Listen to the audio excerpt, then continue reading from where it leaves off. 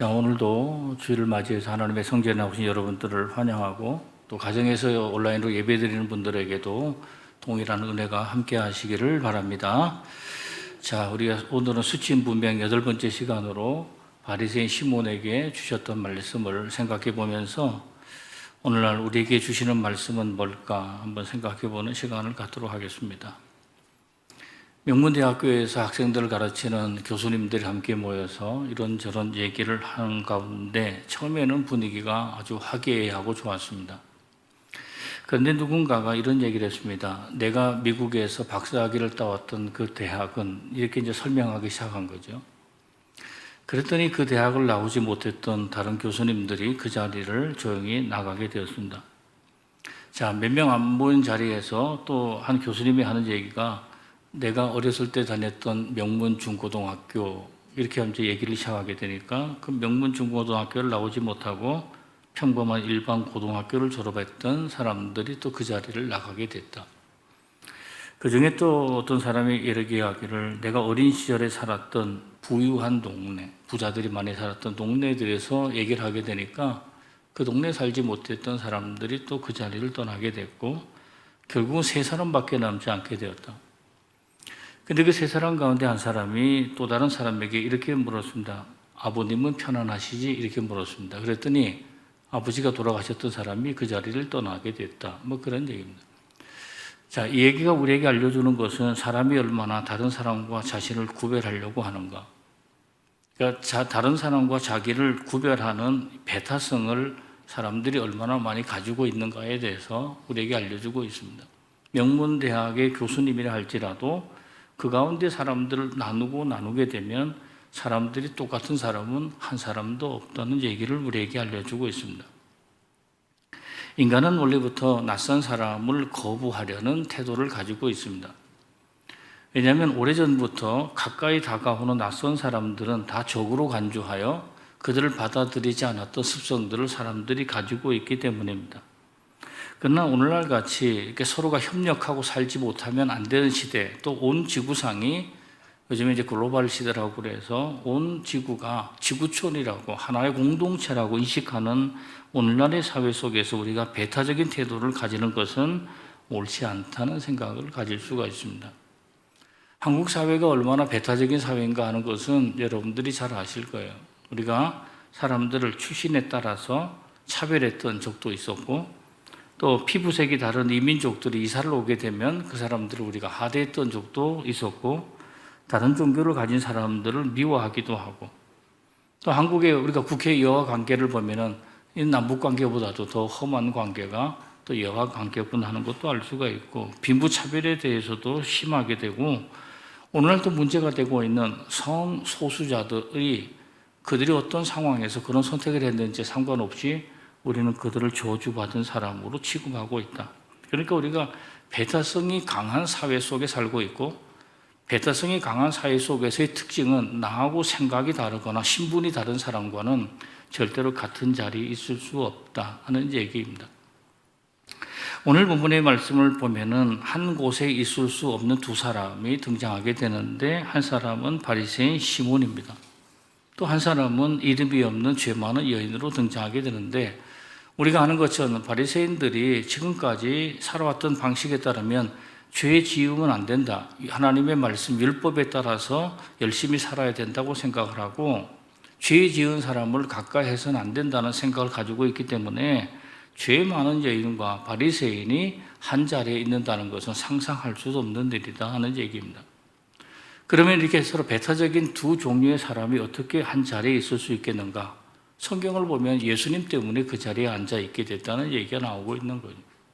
오늘날 우리가 서로 지역이 다르고 생각이 다르고 빈부가 다르고 사는 곳이 다른 우리들이 이렇게 예배당이라고 하는 한 자리에 앉을 수 있는 것도 결국 예수님 때문에 우리가 이 자리에 있는 거지 우리가 어떤 한 지역의 사람이기 때문에 또는 같은 수준의 사람이기 때문에 여기 있는 것은 아니게 되는 거죠. 마찬가지로 여기 2사람이 한 자리에 있을 수 있는 것도 오로지 예수님 때문인데 한 사람은 예수를 초청했던 사람이고 한 사람은 그 집으로 예수를 찾아갔던 사람입니다.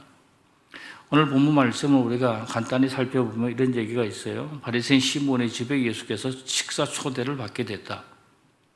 그런데 그 가운데 예상치 않은 일이 있게 됐는데 한 여인이 갑자기 나타나게 되고 그 여인이 눈물을 흘리게 되고 눈물의 양이 얼마나 많았든지 예수의 발을 씻기게 되고 예수의 발을 자기의 머리카락으로 또 닦게 되고 그리고 예수의 발에 입 맞추고 예수께 향유를 붓는 일이 생기게 됐다는 얘기입니다. 그런데 이 모습을 옆에서 지켜봤던 시몬이 어떤 생각을 하게 됐는가? 39절이에요.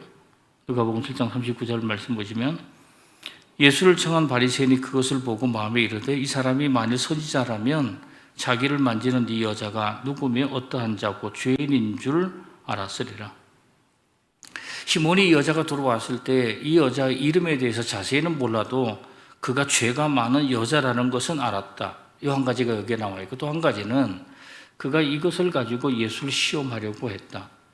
예수가 정말로 선지자라면 그가 하나님이 보낸 사람이라면 이 여인이 죄 많은 여인이라는 것을 알고 당연히 그를 멀리했을 거다. 이런 생각들을 시몬이 가지고 있다고 성경에 얘기하고 있어요. 예수께서 시몬의 생각을 아셨는지 시몬에게 비유로 한 가지 말씀을 들려드리는데 이제 여러분들이 잘 아는 얘기가 거기 있어요. 돈놀이 하는 사람이 있었다. 남에게 돈을 빌려주고 이자를 받는 사람인데 그 사람이 두 사람에게 빚을 나누어 주었다. 돈을 빌려주게 된 거죠. 한 사람에게는 500데나리온을 빌려주었고 한 사람에게는 50데나리온을 빌려줬다. 오늘날로 말하면 이 돈의 가치를 생각해 보니까 한 사람에게는 5천만 원을 줬고 한 사람에게는 한 500만 원쯤 빌려줬다. 이렇게 볼 수가 있어요. 자, 그런데 두 사람이 한꺼번에 빚을 탕감받게 되었다. 두 사람 가운데 누가 더 고마워하겠느냐? 예수께서 이렇게 시몬에게 물으셨고 시몬이 대답하기를 더 많이 빚을 탕감받은 사람입니다. 이렇게 얘기를 했고 예수께서 네 말이 옳다. 이렇게 얘기하셨습니다. 자, 예수님께서 이 얘기를 한 것은 이제 다음 같은 얘기를 하려고 함인데 그러고 나서 예수께서 여자에게로 돌아섰다. 이렇게 나와 있어요. 여자에게로 돌아서서 여자에게 말씀하시는 것이 아니고 여자에게 돌아서서 시몬에게 얘기를 하고 있다. 이렇게 성경에 얘기를 하고 있는데 이런 얘기를 하는 거죠. 너 지금 이 여자 보고 있지? 내가 이 집에 처음 들어왔을 때 너는 손 씻을 물도 주지 않았고 너는 발 닦을 물도 주지 않았고 내게 입을 맞추지도 않았고 내 머리에 기름을 바르지도 않았는데 이 여자는 그 모든 것을 다 한 사람이야? 이렇게 얘기를 하고 이 여자는 많은 죄를 용서받았다. 그것은 그가 많이 사랑하였기 때문이다. 그리고 그 여자에게 내 죄가 용서받았으니 평안히 돌아가라. 이런 얘기를 하고 있어요. 자, 오늘 이 말씀 속에서 제가 여러분들에게 말씀드리려고 하는 것은 예수님께서 바리새인 시몬에게 무슨 얘기를 하고 있는가 하는 것을 살펴보고 우리에게 주신 하나님의 말씀을 생각하고자 하기 위함입니다. 예수께 향유를 부었던 사건은 마태, 마가, 누가, 요한복음에 다 들어있습니다. 우리가 오병이어의 사건도 사복음서에 다 들어있게 되는데 이 사복음서에 다 들어있던 사건은 굉장히 사람들에게 잘 알려진 사건이기도 하고 의미가 있는 사건들이 많은데 그런데 내용을 자세히 보면 내용이 많이 또 다르다는 것도 알 수 있어요. 향유를 예수의 머리에 부었다는 얘기가 있고 발에 부었다는 얘기가 있고 또 향유를 부었다는 여인의 이름이 오늘 본문에처럼 없는 경우가 있고 또 마리아로 나오는 경우도 있고 또 시몬의 집에서 이 사건이 일어났다고 얘기하기도 하고 또 다른 복음서에는 나사로의 집에서 이 얘기가 있다고 얘기도 하고 가장 중요한 차이점은 도대체 이 사건이 향유를 부은 사건이 왜 일어났는가에 대해서는 차이가 있다는 거예요. 마태나 마가나 요한에 따르면 예수께서 십자가를 지시기 직전에 예수의 십자가의 죽음을 준비하는 일로서 이 일이 일어났다. 이렇게 보는 것이 세 가지 복음서에서 얘기하는 건데 오늘 우리가 읽었던 이 복음서의 말씀에는 다른 얘기를 하고 있습니다. 죄 많은 여인이 향유를 부음으로 그의 죄가 용서받았다는 얘기가 오늘 말씀 속에 나와 있기 때문에 제가 오늘 누가복음을 본문으로 선택해서 여러분들에게 말씀을 드리려고 합니다. 그러면 예수께 향유를 부었던 사건이 도대체 몇 번이 있었을까? 학자들마다 의견이 다릅니다만은 혹시 2번 정도 있지 않았을까? 이제 이렇게 보는 사람도 있고 또는 한 가지 사건에 대해서 사람들이 각각 다른 시각으로 봤을 거다. 이렇게 얘기하는 사람도 있어요.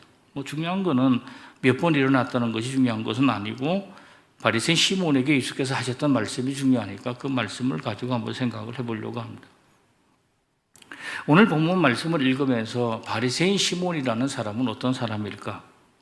우리가 몇 가지를 생각해 보면 이런 특징을 가지고 있죠. 예수를 초청했음에도 불구하고 예수를 무례하게 대하는 사람이에요.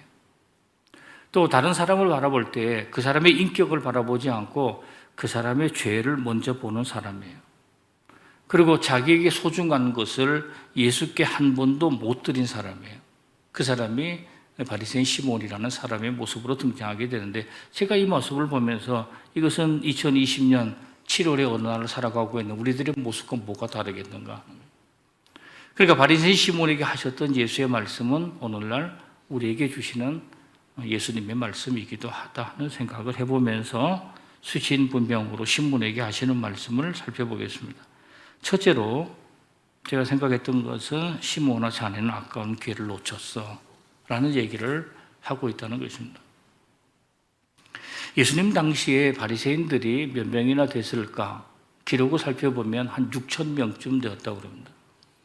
그러니까 유대 공동체 사회 속에서 바리새인들은 율법의 규례를 지키는데 무척 열심히 했던 사람들인데, 이 사람들이 예수와 대적하게 된 원인들은 여러 가지가 있습니다만은, 사실은 사람들이 왜 바리새인들과 예수가 서로 그렇게 대적을 했는지에 대해서는 굉장히 궁금해하고 있습니다. 왜냐하면 그 당시 살았던 사두개인들이나 또는 독립운동을 했던 사람들이나 우리가 젤롯이라고 얘기하고 있는 사람들이나 아니면 광야에 나가 살고 있던 에센의 사람들이나 여러 종류의 사람들 가운데 예수와 가장 비슷했던 사람들은 사실 바리새인이었다는 거예요. 가장 많은 공통점을 가지고 있던 사람임에도 불구하고 예수께서 왜 이 사람들하고 이토록 많은 논쟁을 하게 됐는가? 그것은 율법 가운데 모세의 율법을 지키는 것은 중요하다고 다 알고 있지만은 모세 율법만이 아니라 살아가면서 생기게 되는 많은 구전된 조항들을 만들었다. 구전된 조항들을 만들어서 백성들에게 그것을 지키도록 강요했다.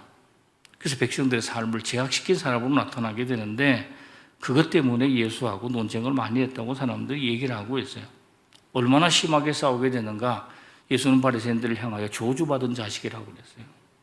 독사의 자식이라고 얘기하는 것은 오늘날 우리들이 욕할 때 주로 나오게 되는 그 욕하고 똑같은 얘기를 예수께서 하시게 되고, 바리새인들이 예수를 죽이려고 계획하고 있었다. 생각해 보면 그 둘 사이의 관계가 얼마나 좋지 않았던가 하는 것을 알 수 있어요. 그런데 바리새인 가운데 한 사람이 예수를 식사 자리에 초대했다는 것은 도대체가 있을 수가 없는 일이었다는 얘기입니다.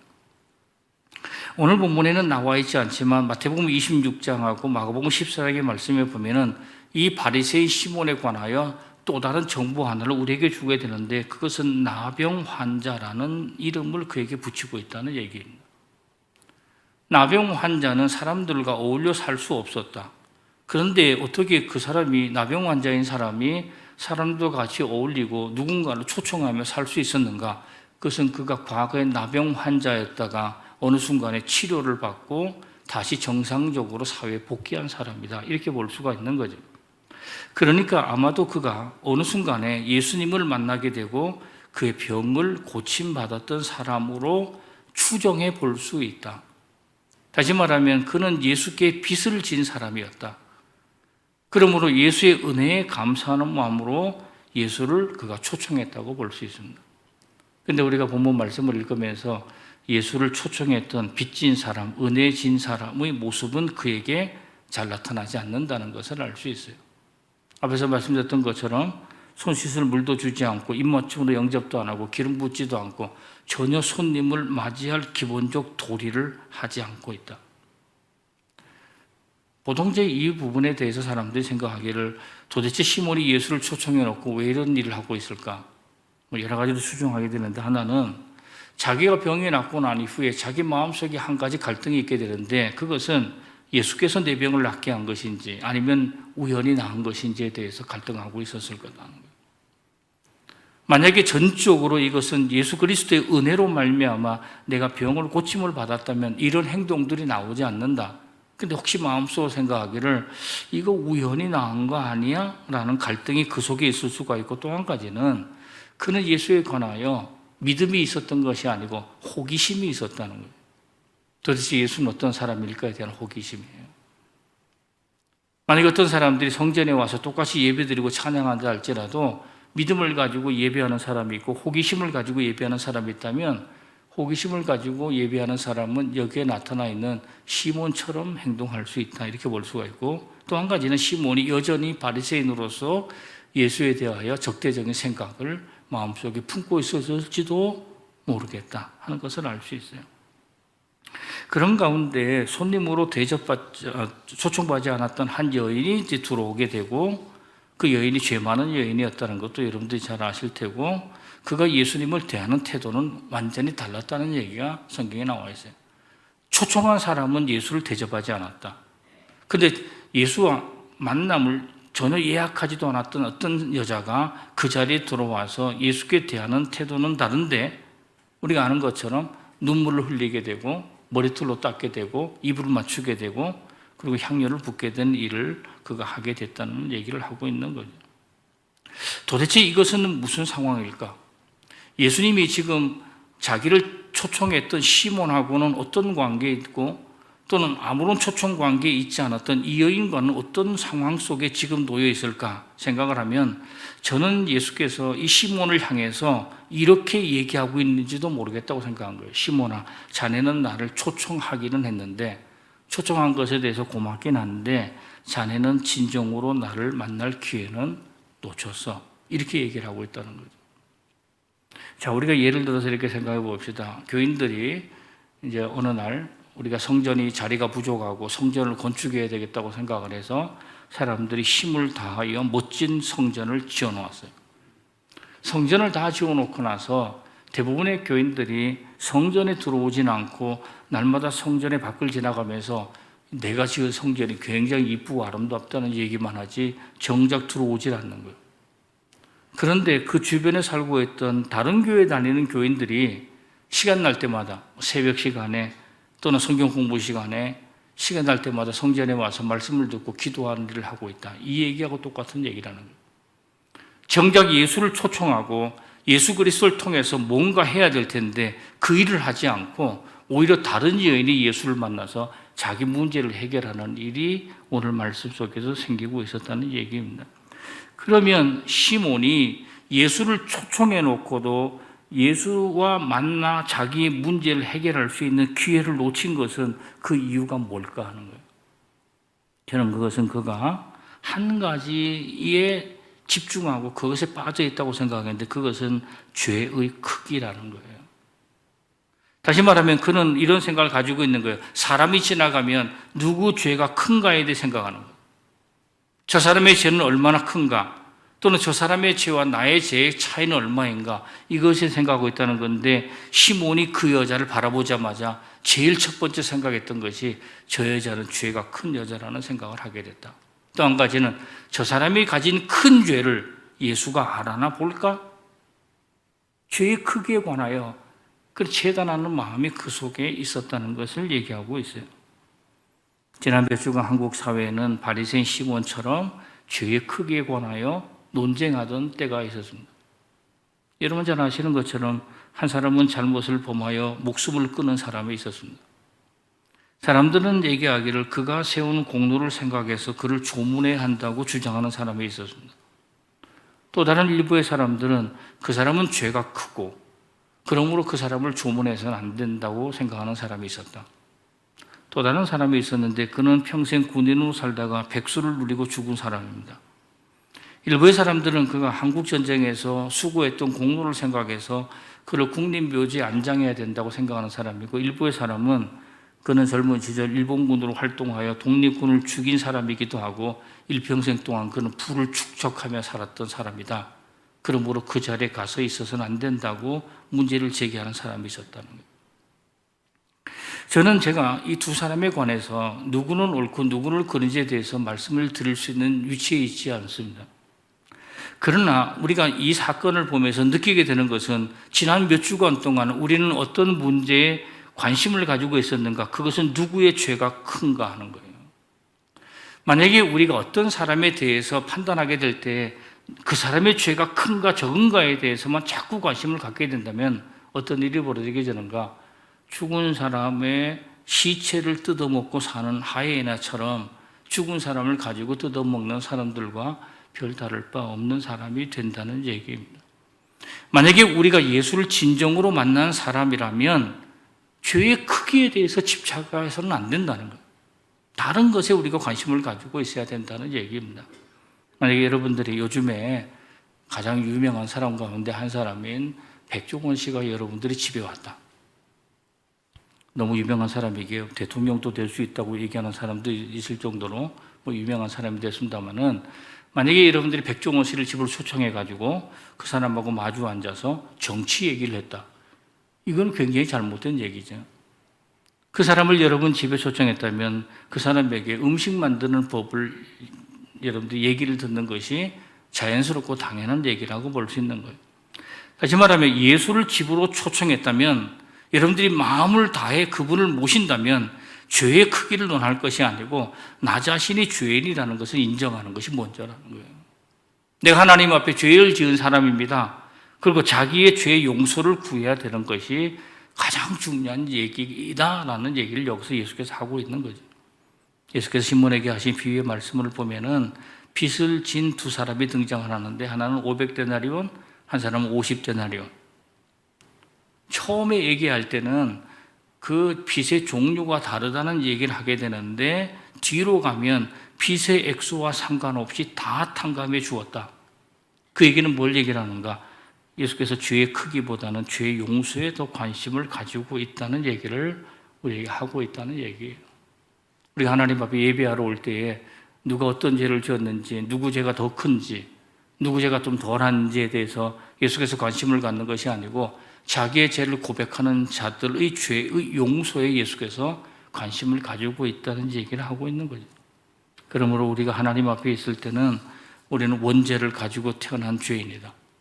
또 우리가 살아가면서 날마다 죄를 짓지 않고 살 수 없는 죄인이라는 것을 고백하고 주님 만나서 죄 용서받는 것이 가장 중요한 일인데, 시몬이 그 기회를 놓쳤다. 예수께서 시몬에게 너 기회를 놓친 거다, 이렇게 얘기를 하고 있다는 얘기입니다. 두 번째로는 시몬아, 그녀는 용서받은 죄인으로 신분이 바뀌었어, 이렇게 얘기하고 있습니다. 유대교의 특징을 얘기하는 사람 가운데 유대교를 환대의 종교라고 얘기하는 사람이 있습니다. 환대라는 단어는 우리 영어로 hospitality라는 단어를 쓰는데, 여기서 병원이라는 단어도 나오고 호텔이라는 단어도 나오게 돼요. 환대라는 것은 굉장히 중요한 의미를 가지고 있어요. 나하고 다른 사람을 극진하게 대접한다는 의미를 가지고 있는데, 아브라함을 비롯해서 이스라엘 사람들이 유목 생활을 하게 되면서 환대가 중요하다는 사실을 배웠어요. 어려움 당하고 있는 다른 사람들이나 나그네를 대접하는 것은 내가 언제 그런 재난을 맞이하여 나도 그 신세가 될 수 있다는 생각을 사람들이 가지고 있기 때문입니다. 그래서 어려운 처지를 만났을 때 도움을 받기 위하여 나그네를 극진히 대접하는 것은 유대교를 믿는 사람들이 해야 되는 기본적인 자세입니다. 제가 그런데 앞에서 말씀드렸던 것처럼 시몬은 무작정 찾아온 나그네도 아닌 예수를 그가 무례하게 대했다는 말씀을 드렸어요. 유대교 정신에 따르면 무작정 찾아온 나그네도 대접을 해 주어야 되는 것이 당연한데, 그는 자기가 초청했던 예수에게 아무것도 하지 않았다는 거예요. 앞에서 말씀드렸던 것처럼 물도 주지 않았고 입맛 주지도 않았다. 이것뿐만 아니라 더 중요한 것은 초청한 예수 앞에 아무 말도 하지 않았다는 거예요. 이게 이상하지 않나요? 보통 예수를 초청했다면은 우리가 빈말이라도 인사를 하게 되고, 더운데 고생하신다는 얘기도 하게 되고, 잘 오셨다고 얘기도 하게 되고, 그렇게 하는데 한마디도 하지 않았다. 그가 예수에 대해서 죄 많은 여인이 오면 예수가 어떻게 할 거지? 이것도 속마음으로 했다고 나와 있어요. 그러니까 겉으로 그는 아무 얘기를 하지 않는 거예요. 너무 답답해서 이제 예수께서 먼저 얘기했다는 얘기가 나오고 있어요. 누가복음 7장 40절이에요. 예수께서 대답하여 이르시되 시몬아, 내가 네게 이를 말이 있다 하시니 그가 이르되 선생님 말씀하소서. 성서학자가 이 글을 보면서 이렇게 얘기했어요. 내가 자네에게 할 말이 있다, 이렇게 얘기하니까 선생님 말씀하십시오라는 이 얘기를 굉장히 퉁명스럽게 얘기했을 거다라고 얘기를 하고 있어요. 당신이 얘기할 것이 있다고 그러니까 한번 드러나 봅시다. 이런 의미에서 얘기를 하고 있다는 거죠. 이것은 손님을 맞이하는 기본적인 태도를 망각한 사람의 얘기라고 볼 수 있는 거죠. 그런데 앞에서 말씀드렸던 것처럼 죄 많은 여인이 예수를 모시게 될 때에 등장하는 중요한 단어들이 몇 가지가 있다. 우리가 여인의 눈물이에요. 그 다음에 여인의 머리카락이 나오게 되고 여인의 입술이 나오게 되고 여인의 향료가 나오게 됩니다. 우리가 향료를 부었던 사건에서 사람들이 중요하게 여기는 것은 그 비싼 향료를 주로 생각을 하게 되는 거예요. 또는 그가 가진 전 재산을 생각하게 되는 거예요. 정말로 고귀한 것을 예수를 위하여 그가 아낌없이 드렸다고 생각하지만은 제가 생각할 때 여기에서 여인이 가지고 있었던 눈물을 흘렸다든지 머리카락으로 닦았다든지 입술로 예수의 발에 맞추었다든지 하는 것은 여인에게 있어서 자기의 모든 것들, 귀한 것들을 예수께 다 드렸다고 볼 수 있는 거예요. 처음 보는 남자 앞에서 눈물을 흘리고 머리를 풀어서 눈물을 닦고 발에 입을 맞추는 것은 또 향료를 붓는 것은 아무나 할 수 있는 일이 아니었다. 그러면 왜 이 여인이 이렇게 했을까? 앞에서 말씀드렸던 것처럼 다른 복음서는 예수의 죽음을 준비하기 위하여 이렇게 했다. 그런데 누가복음은 무슨 얘기를 하고 있는가? 다른 얘기를 하고 있는데 그것은 이 여인이 죄가 용서받는 과정으로 설명하고 있다. 왜냐하면 이 일이 끝나고 난 이후에 예수께서 하셨던 말씀 47절의 말씀이에요. 이러므로 내가 네게 말하노니 그의 많은 죄가 사하여졌도다. 그러니까 지금 예수 앞에 서 있는 시몬이라는 사람과 지금 죄 많은 여인이 다른 종류의 사람이라는 것을 예수께서 말하고 있는데 예수를 형식적으로 초청하고 예수에게 무례를 행했던 바리새인은 용서받지 못한 죄인이에요. 그러나 여기에 지금 예수를 진정으로 마음으로 받아들였던 이 여인은 용서받은 죄인이에요. 왜 제가 죄인이라는 말씀드리냐면 인간은 한 발자국만 지나게 되면 죄 용서받은 것이 다시 또 문제를 일으키기 때문에 우리는 여전히 죄인일 수밖에 없지만 용서를 받은 죄인이 있고 용서를 받지 못한 죄인이 있다는 것을 우리에게 얘기하고 있다. 그럼 여러분들이 성전에 나와서 예배를 드리기도 하고 기도하기도 하고 헌신하기도 하면서 나는 용서받은 죄인의 자격으로 살아가고 있는가? 여러분들이 용서를 받았다면 여기에 지금 이 여인이 했던 이 특징을 여러분들이 가지고 있다면 용서받은 죄인이 틀림이 없어요. 내가 주님 앞에 나가 눈물 흘린 적이 있느냐? 내가 주님 앞에 나가 눈물 흘리며 기도했던 적이 있는가? 또 주님께서 손을 내미시는데 내가 그 손을 잡은 적이 있는가? 나는 주님을 환대한 사람인가? 나는 귀한 시간이나 물질을 주님께 드려본 적이 있는 사람인가? 만약에 여러분들이 이런 기억들이 여러분 속에 없다면 여러분들이 아무리 예배를 드리고 헌금을 하고 여러분들이 봉사활동을 했어도 용서받지 못한 자로서 이 자리에 와 있을 수 있다는 얘기를 하고 있는 거죠. 용서받지 못한 죄인의 특징은 뭐예요? 남의 죄를 판단하고 남의 죄의 크기를 재단하는 사람이다. 내가 어떤 사람의 모습으로 주님 앞에 서 있는가 하는 것을 생각하면 이왕이면 용서받은 죄인의 자리에 서는 것은 어떨까 하는 생각을 해보게 되는 거죠. 마지막 세 번째로 예수께서 말씀하시는 것은 시몬아 나는 그녀의 사랑을 먼저 봐입니다. 지난 2008년도 12월에 영국의 한 인도주의자 협의회, 여기 이제 휴머니스트 어소시에이션인데 주로 이제 외국 단어 가운데 휴머니스트 이렇게 얘기를 하게 되면은 우리가 생각할 때는 인간적인 사람이다 이렇게 생각하지만은 사실은 이것은 하나님을 거부하는 사람들의 모임의 뜻으로도 이제 이런 것들이 많이 쓰이게 되는데 이 사람들이 800대의 시내버스와 지하철에 다음과 같은 광고를 실었어요. 여러분들이 거기에 이제 글자를 보게 되면은 거기에 있는 그 문구를 해석하면 그런 거예요. 아마도 신은 없을 거다. 신이 없을 거다. 이게 probably 아마도 신은 없을 거야. 그러면서 don't stop worrying이에요. 걱정하지 말고 그냥 인생을 즐겨. 이 얘기를 하고 있는 거예요. 그럼 이 사람들이 도대체 이 얘기를 왜 했는가? 기독교인들 가운데 몇몇 사람들이 광고를 하나 내게 되는데 그 광고에 뭐라 썼냐? 하나님은 예수 안 믿는 사람을 지옥에 보낸다고 적어놨어요. 하나님은 불신자들을 처벌하신다, 징계하신다, 지옥에 보낸다 이렇게 얘기하니까 사람들이 이렇게 붙여놓은 거예요. 걱정하지 말라고. 아마 하나님은 없을지도 모른다. 이제 이렇게 붙여놓은 거예요. 오늘 본문의 말씀에서 예수는 어떤 분일까? 그가 죄에 주목하여 징벌하는 분은 아니지만 그렇다고 해서 죄를 아예 무시하는 분도 아니에요. 그런데 오늘 본문 말씀 보니까 예수께서는 뭔가는 자세하게 보시는데 어떤 거는 잘 보지 못하는 게 있다는 것을 우리에게 알려주고 있다는 거예요. 누군가와 결혼을 하면 사람들이 눈에 콩깍지가 씌었다 그런 얘기를 하게 되는데, 콩깍지가 씌었다는 것은 어떤 사람들은 보는데 자기는 보지 못하는 것이 있다는 거예요.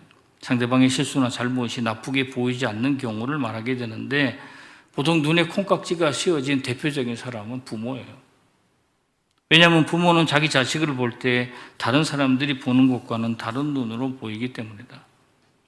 우리가 예수를 바라보면 오늘 말씀 속에 있는 예수의 모습은 죄가 먼저 보이는 것이 아니고 사랑스러운 모습이 먼저 보인다. 예수께서 지금 이 여인이 눈물 흘리는 장면을 지켜보시고 머리카락으로 눈물 닦는 모습도 지켜보시고 자기의 발에 이불을 맞추는 모습도 지켜보시고 향료를 붓는 모습도 다 지켜보시면서 그대로 받아들이고 있다는 거예요. 웬만하면은 이걸 하지 말라고 말릴 수도 있었을 텐데 그렇게 하지 않은 것은 예수께서 지금 뭔가를 계속해서 보고 있다. 여인의 죄보다 여인이 가지고 있던 사랑의 마음을 더 간절하게 예수께서도 보고 있다는 것을 알 수 있는 거죠. 예수께서 시몬에게 이렇게 말씀하는 것 같습니다. 시몬아, 이 여인이 보이지? 왜냐하면 여인에게 돌아서서 말씀하니까 여인이 보이지? 너는 이 여인의 죄의 크기가 보이지? 나는 그녀의 죄가 보이지 않고 그녀가 내게 행한 사랑이 보여. 그런 얘기를 여기서 하고 있다는 거예요. 나는 나를 사랑하는 사람에게 주는 선물이 있어. 그러면서 말씀하시기를 누가복음 7장 50절이에요. 예수께서 여자에게 이르시되 내 믿음이 너를 구원하였으니 평안히 가라 하시니라. 예수께서 구원과 평안이라고 하는 놀라운 선물을 이 여자분에게 줬다 하는 얘기입니다. 자, 그러면 바리새인 시몬만 예수께 무례 행하여 용서를 받지 못한 것이 아니고 우리도 그럴 가능성이 얼마나 많이 있다는 거예요. 그러면 우리가 예수를 무례하게 대한 경우는 언제인가 하는 거예요. 예를 들어서 이런 경우가 되겠죠. 예수님이 피로 값주시고 세우신 교회를 인간의 기관으로 생각하는 경우예요. 사람이 모인 공동체로만 생각하는 경우는 우리가 예수를 무례하게 대하는 것과 마찬가지다. 또는 나는 교회에서 자원봉사를 하는 사람처럼 나는 내가 하고 싶은 일만 한다. 이렇게 생각하는 사람, 예수를 굉장히 무례하게 여기는 사람이에요. 나는 예수의 말씀을 듣고도 행하지 않는다. 그건 예수를 굉장히 무례하게 대하는 거예요. 어떤 분이 예수님 또 하나님을 향해서 하나님 까불면 죽는다고 얘기했다는데 그 하나님 굉장히 무례하게 대하는 경우인데, 하나님 무례하게 대하는 이 사람들을 결코 용서하지 않는다는 것을 우리가 이 말씀을 통해서 알 수가 있게 되는 거예요. 죄가 많은 여인이 예수의 발에 입맞춤으로 그의 사랑을 보여줬는데, 그런데 우리가 비슷한 경우 하나가 있어요. 그것은 가룟 유다가 예수의 입에 입맞췄어요. 그러면서 예수를 버렸어요. 우리가 겉으로 보기에는 예수 앞에 나타나서 예수에게 입맞춤을 하는 경우는 이 죄 많은 여인이나 가룟 유다가 비슷해 보인다는 거예요. 그러나 그 중심은 완전히 다른 거죠. 한 사람은 예수를 팔기 위하여 그런 일을 한 사람이고, 한 사람은 예수에게 자기의 사랑을 보여주기 위해서 그런 일을 한 사람이에요. 그러니까 우리가 겉으로 예배하는 모습이 비슷하고, 우리가 겉으로 기도하는 모습이 비슷하고, 우리가 성전에 와서 성찬에 이불을 맞추는 모습이 다 비슷해 보여도 우리의 마음의 중심으로 이 사람이 하나님을 사랑하고 예수를 사랑하는 사람이지 아니면 예수를 팔 사람인지 하는 것은 그 속에 있는 마음에 따라 달려있게 되는데, 예수께서는 그것을 다 아신다는 거예요. 다 지켜보고 있다. 그래서 그런 사람을 향하여 지금 이 여인을 모범 삼아 이렇게 나를 사랑하는 사람이 있고, 나는 여인의 죄가 당최 잘 보이지를 않고 여인이 내게 하는 사랑이 보여, 이렇게 말씀하시는 걸 보면은 예수께서는 이런 방식으로 사람의 죄를 용서하시는구나 하는 것을 배울 수가 있습니다. 오늘 하나님의 성전 안에서 나와 예배드리는 여러분들이 하나님 앞에 예배할 때 여러분들의 모습을 보면서 나는 보람의 열린교회에서 오늘 성전에 나와 예배하는 여러분들의 사랑이 보입니다. 이런 예수의 칭찬을 듣는 여러분 되시기를 바라고, 그 일을 통해서 구원받고 평안을 얻는 이 축복들이 여러분들에게도 나타나시기를 주님의 이름으로 간절히 축원합니다.